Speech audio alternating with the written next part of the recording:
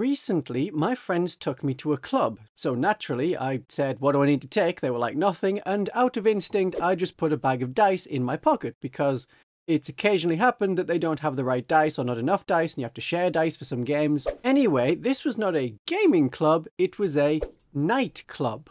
There was grinding, but no grinding attrition. There was a special kind of drop that starts with an S, but it was not a seraphim drop. No units arrived from Deep Strike. And how was I supposed to know it wasn't a gaming club? When I've walked past it, it had tables there. Wooden tables, the kind that you would put a mat on and play war games. How was I supposed to know that it was a restaurant that turned into a club at night?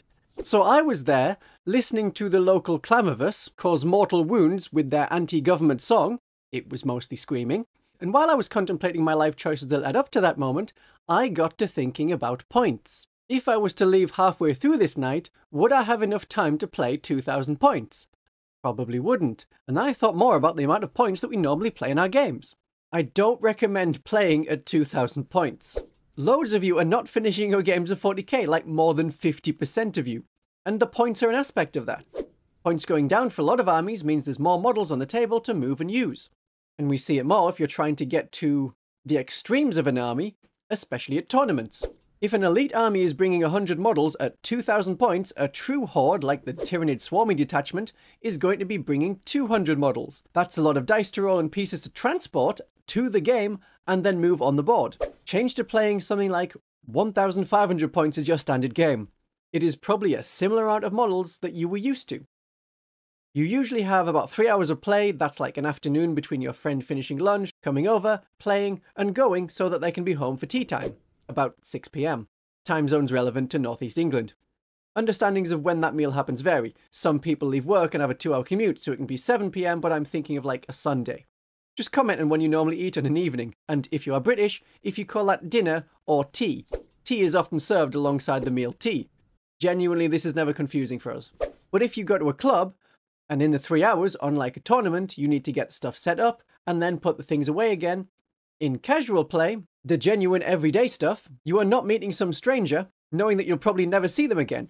You make friends, you chat, you talk about the stuff that Games Workshop has done that week, what you thought about the most recent Von Carmian video, why you still haven't painted that last unit in the box. And it is difficult coming up with a new excuse for months on end.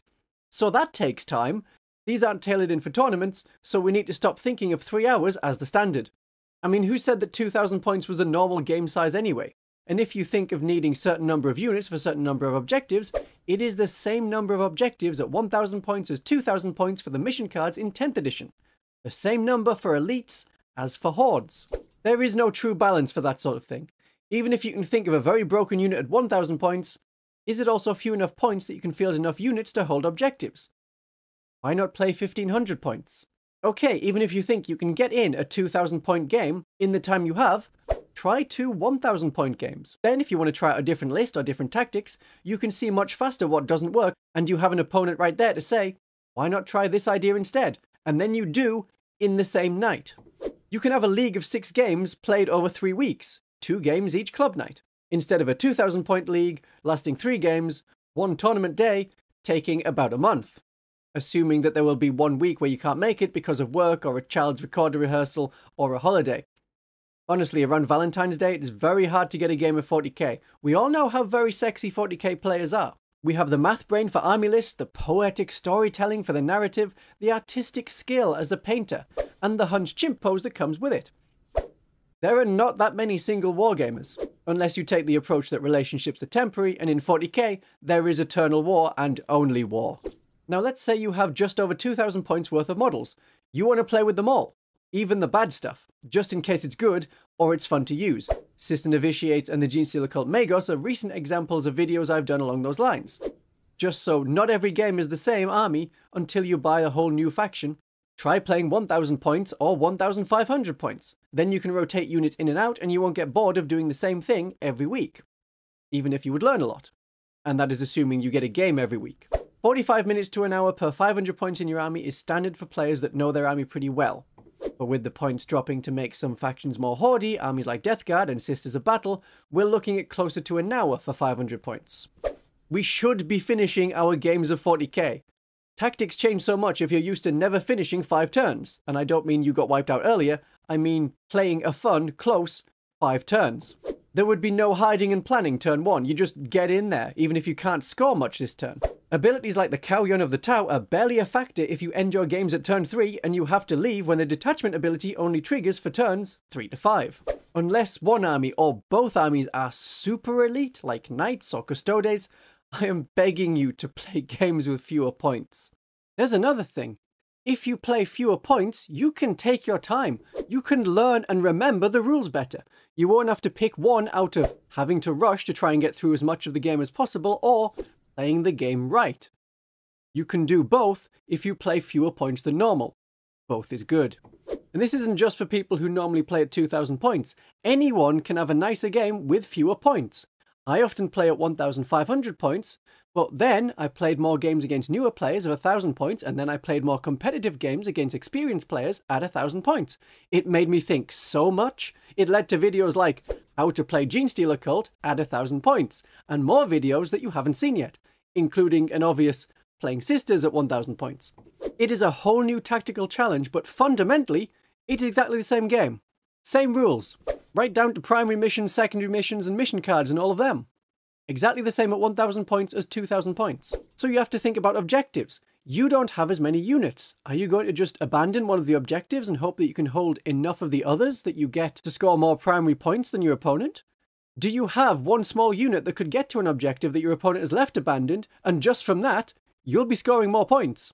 It completely revolutionizes your army list. Playing at 1,000 points makes you value the models that you have lovingly painted a lot more. No unit is just there to screen or just to trade. They have a lot of jobs they need to do. It's a whole new game and it's fun, and you get more of it than you would get if you play at larger points values. More of a good thing is better than some of a quite good thing. And when you're playing at lower points levels, well, it reminded me of 2nd edition. There were very different army sizes then. 1,000 points might be 2 squads of Marines, 1 character, and a Land Raider. 40 Guardsmen was about 1,000 points. In 10th edition, that's not even scraping 300 points. Every individual save felt important. Every single attack is potentially ending a threat to your models. If you don't think Lehman Russ is pulling enough weight at 2,000 points, it is pulling weight at 1,000 points. And if you do like that every individual matters, heroes are really good, then I also recommend playing Lord of the Rings. It has a very good combat system of like one person fighting another person. Again, a bit like 2nd edition combat was. And you don't need to paint up nearly as many models. And Lord of the Rings is a fun setting. And in 2nd edition, I felt there was a lot more character drama. At larger game sizes, you do just get tides of models smashing against each other, wiping out whole units at once. At smaller game sizes, it's more likely that one plucky character will survive, or one model from that tiny squad will keep going and win the day. A lot of the narrative that made up current 40k lore just came from people playing 2nd edition battles. That includes the first Tyrannic War, just based off some interesting things that happened with the model in the game. A smaller game. But I will talk about 2nd edition more in the future. At this point, I just wanted to make some recommendations for a different way to play your 40k games that doesn't involve learning a whole new rule set like Combat Patrol or doing a whole new gaming system. I recommend you next watch my video on playing Genestealer Cult at 1,000 points, because even if you don't play Genestealer Cult, it gives you a lot of ideas of what units need to be doing at that size game, so that if you do play a 1,000 point game straight away, you can be quite good at it. But I did at least try and leave you with some recommendations, while also expanding your understanding of British culture in the process. My fish, my chips, have a great day of 40k.